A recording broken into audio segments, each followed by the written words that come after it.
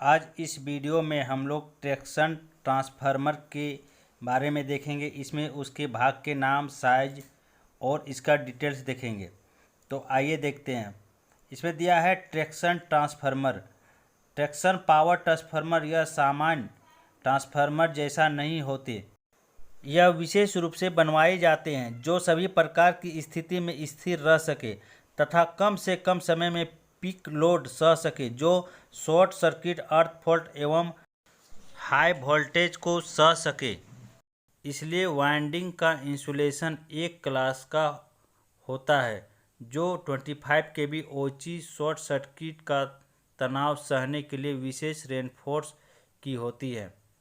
नीचे दिया भारतीय रेल में 21.6 MVA के ट्रैक्शन ट्रांसफार्मर है जो विभिन्न रेटिंग में उपलब्ध है, जैसे 220/27 kV। नेक्स्ट है 132/27 kV।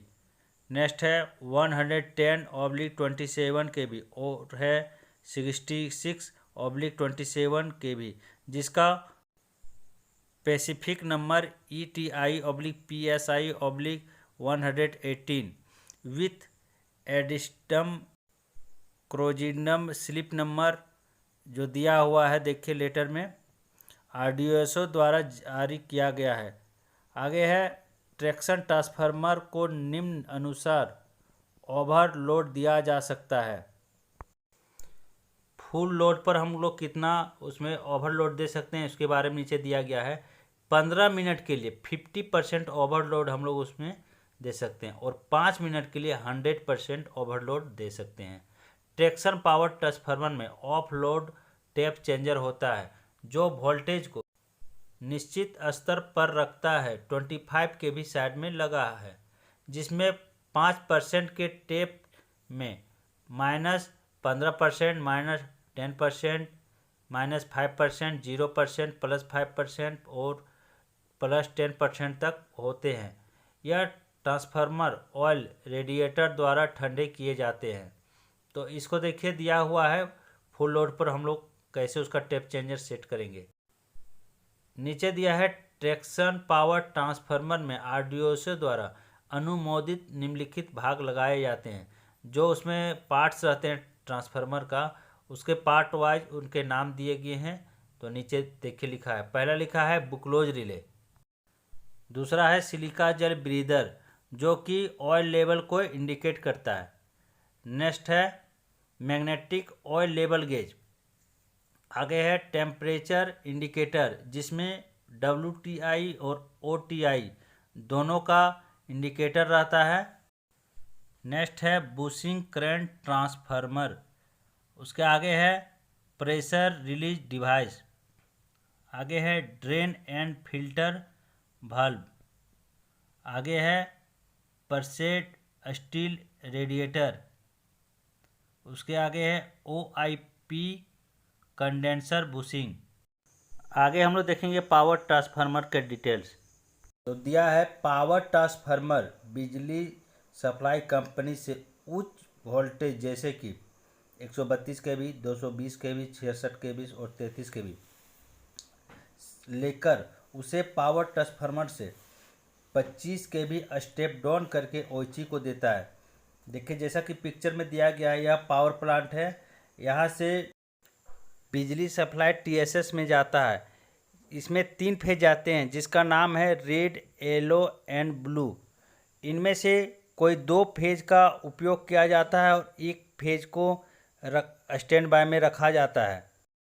इसमें जो सप्लाई जाता है उसको DP यानी कि डबल पोल आइसोलेटर होते हुए, CT होते हुए, CB होते हुए, LA होते हुए करंट पावर ट्रांसफार्मर में जाता है। TSS में लगे हुए पावर ट्रांसफार्मर का काम होता है कि स्टेप डाउन करके करंट को आउटगोइंग सप्लाई ओची में देता है। ओची में जो सप्लाई जाता है वह अलग अलग सब सेक्टर में जाता है और प्रत्येक सब सेक्टर में एक CB लगा रहता है। BM में बाइपोलर आइसोलेटर के साथ सीरीज से जोड़ा होता है।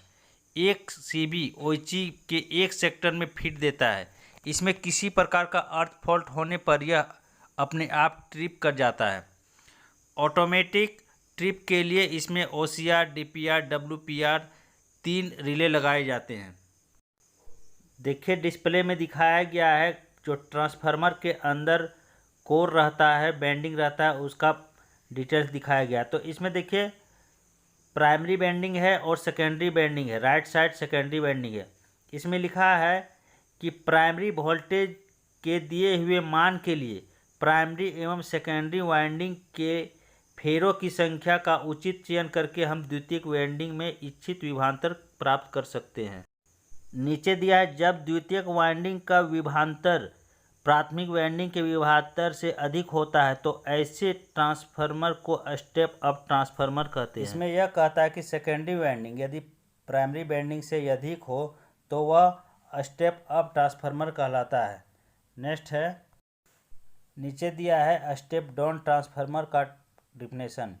इसमें दिया है इसके विपरीत जब द्वितीयक वाइंडिंग का विभवांतर प्राथमिक वाइंडिंग के विभवांतर से कम होता है तो ऐसे ट्रांसफार्मर को स्टेप डाउन ट्रांसफार्मर कहते हैं। यानी कि सेकेंडरी वाइंडिंग यदि प्राइमरी वाइंडिंग से कम हो तो उसको हम लोग स्टेप डाउन ट्रांसफार्मर कहते हैं। नीचे दिया है ट्रांसफार्मर में जो कोर लगा होता है उसके बारे में। देखिए दिया है जो किसी चुंबकीय पदार्थ की बनाई जाती है किंतु विशेष परिस्थितियों में वायु क्रोडी ट्रांसफार्मर भी बनाए जाते हैं। आगे है 2 नंबर में वाइंडिंग। तो वाइंडिंग जो है वह तांबा, एल्युमिनियम या किसी अन्य सुचालक के तारों अथवा बसबार से बनाई जाती है, इसको हम लोग वाइंडिंग कहते हैं। इसमें दिया है इसके अतिरिक्त कुचालक जो है यानी कि इंसुलेटर आदि भी प्रयोग किए जाते हैं जो वाइंडिंग के फेरों को आपस में या कोर से छूने से रोकता है।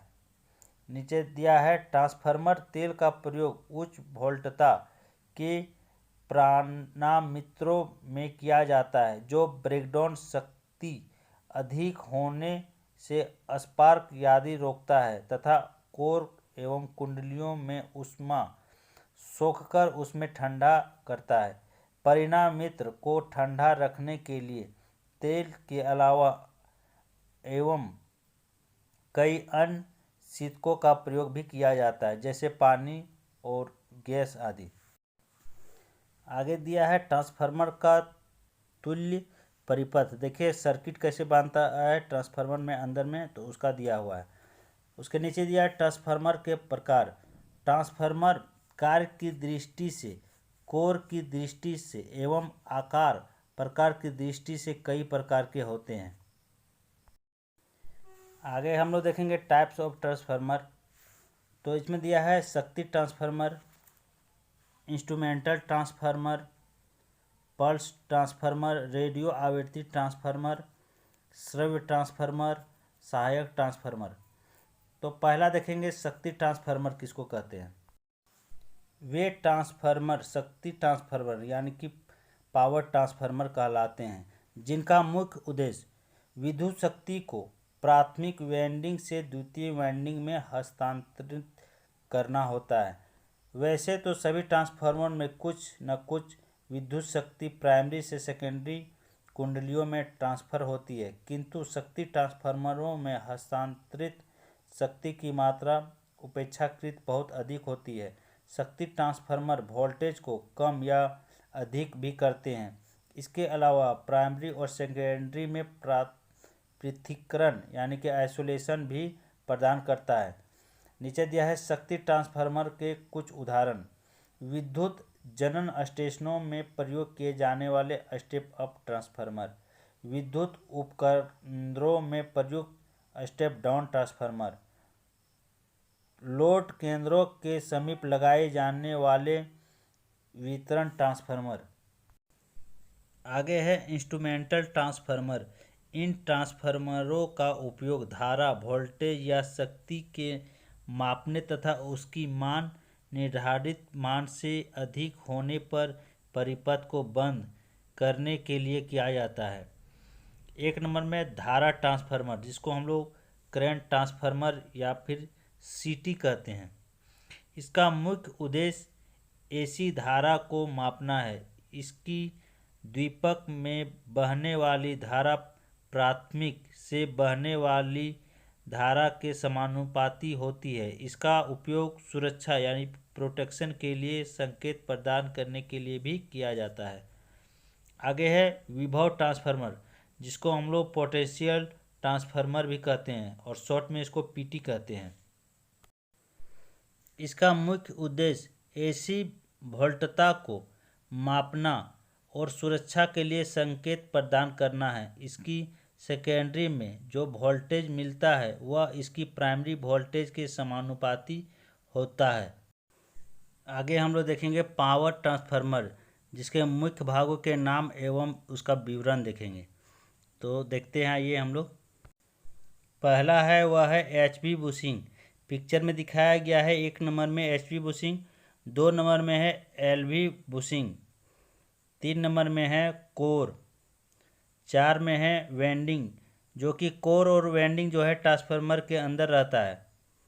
5वां जो है वह है बुशिंग करंट ट्रांसफार्मर। 6ठा जो है वह है कंजर्वेटर टैंक।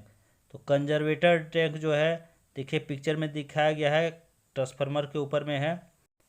7वां है ऑयल लेवल इंडिकेटर। 8वां है आर्किंग रॉड गैप। उसके बाद 9 में है ऑयल टेम्परेचर इंडिकेटर। 10 में है वाइंडिंग टेम्परेचर इंडिकेटर। 11 में है बुक्लोज रिले। 12 में है ऑफ लोड टैप चेंजर। 13 में है इनलेट वाल्व। 14 में है स्पेस हीटर। 15 में है अर्थिंग। 16 में है आउटलेट वाल्व। 17 में है मार्शलिंग बॉक्स। 18 में है रेडिएटर। 19 में है कूलिंग पंखा। 20 में है सिलिका गेज ब्रीदर। 21 में है मैग्नेटिक ऑयल लेवल गेज। 22 में है एचवी टर्मिनल और 23 में एलवी टर्मिनल। 24 में है नेम प्लेट। आगे हम लोग देखेंगे ट्रांसफार्मर के भाग एवं उनके कार्य। तो इसमें पहला दिया है HP bushing. Oil impregnated paper bushing प्रकार की होती है, जिसमें ऑयल भरा होता है। इसमें मध्य में कंडक्टर होता है जो इंसुलेटर पेपर में एक के ऊपर एक इस प्रकार परत चढ़ाई जाती है, जिसमें कैपेसिटर पैदा हो जाता है जो कंडक्टर और अर्थ के बीच होता है। फेज यानी कि ऑयल लेवल देखने के लिए इंडिकेटर होता है और इसमें बुशिंग सीटी लगाई होती है। इन टर्मिनल द्वारा ट्रांसफार्मर को इनकमिंग सप्लाई दिया जाता है। क्रीपेज डिस्टेंस एवं आर्किंग हॉर्न गैप या वोल्टेज के अनुसार रखा जाता है। आगे है 2 नंबर में एलवी बुशिंग का निर्माण एचपी बुशिंग की तरह होता है। इन टर्मिनल द्वारा ट्रांसफार्मर के आउटपुट सप्लाई दिया जाता है। क्रीपेज डिस्टेंस एवं आर्किंग हॉर्न गैप या वोल्टेज के अनुसार रखा जाता है। आगे 3 नंबर में है core CRGO cold rolled grain oriented के लिए शीट द्वारा कोर को बनाया जाता है, जिसकी साधारण मोटाई 0.33 mm की हो सकती है, जिसकी चुंबकीय गुण अच्छा होता है। पावर ट्रांसफार्मर में इसका प्रयोग किया जाता है। आगे है 4 नंबर में वाइंडिंग। यह एक कंडक्टर है जिसमें धारा प्रवाहित की जाती है। इसके लिए कॉपर या एल्युमिनियम धातु का प्रयोग किया जाता है। धातु का कंडक्टर का गुण अच्छा होता है। वाइंडिंग अनेक प्रकार से बनाई जाती है, जैसे सेल, वेरी, हेलिकल, स्पाइरल प्रकार की होती है तथा निरंतर इलेक्ट्रोलेटिव कॉपर वायर का प्रयोग किया जाता है एवं पेपर इंसुलेशन क्लास ए प्रकार का होता है। साधारण रूप से इस कंडक्टर का ज्वाइनिंग नहीं होना चाहिए। आगे है ट्रांसफार्मर टैंक। पावर ट्रांसफार्मर के लिए जो टैंक का निर्माण लो कार्बन अच्छे ग्रेड के स्टील द्वारा किया जाता है तथा इसमें मैग्नेटिक एवं कॉपर धातु का प्रयोग नहीं किया जाता है। टैंक के निर्माण में जो वेल्डिंग किया जाता है वह अच्छे किस्म की जैसे MMA, MIG, MAG, TIG, SAW प्रयोग किया जाता है, जिसका ऑयल लीकेज एवं प्रेशर परीक्षण किया जाता है। इस टैंक में ट्रांसफार्मर को क्रेन द्वारा या अन्य साधनों से रखा जाता है। आगे 6 नंबर में है कंजर्वेटर टैंक। यह एक ट्रांसफार्मर ऑयल का भरा हुआ ड्रम होता है जो ट्रांसफार्मर के ऊपरी हिस्से में रहता है एवं मेन टैंक से पाइप द्वारा जोड़ा जाता है। ऑयल का तापमान घटने या बढ़ने से ऑयल का आयतन बढ़ता एवं घटता है। यह क्रिया टैंक में होती रहती है। कंजर्वेटर टैंक द्वारा उद्देश्य टैंक के ऑयल लेवल में बरकरार रखना एवं ऑयल बढ़ने पर पर्यावरण जगह उपलब्ध कराना है। यहाँ पर मैग्नेटिक ऑयल लेवल गेज भी लगाया जाता है जो ऑयल के तापमान के साथ लेवल को भी दर्शाता है। नेक्स्ट है 7 नंबर ब्रीदर। यह कंजर्वेटर टैंक के खाली हिस्से से जोड़ा रहता है तथा इसमें सिलिका जेल भरा रहता है जो वाष्प युक्त हवा में टैंक में जाने से रोकता है। मतलब सिलिका जेल हवा में वाष्प यानी कि नमी को सोख लेता है।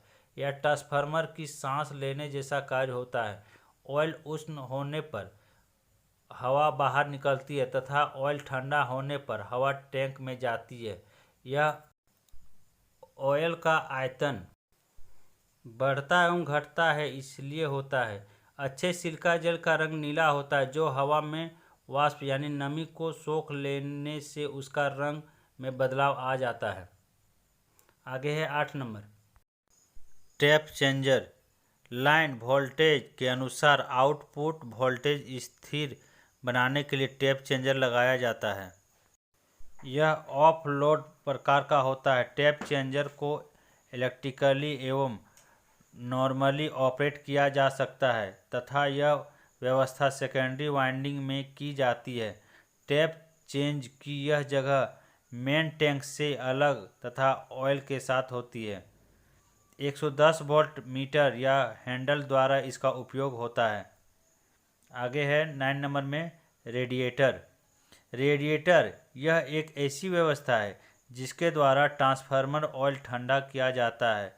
यह ट्यूब काफ़ी पतले और चौड़े आकार के अलग अलग समूह में होते हैं जिससे ऑयल गर्म होने पर ट्रांसफार्मर टैंक के अंदर घूमता है तथा इन पट्टियों द्वारा हवा के संपर्क में आकर ऑयल को ठंडा करता है।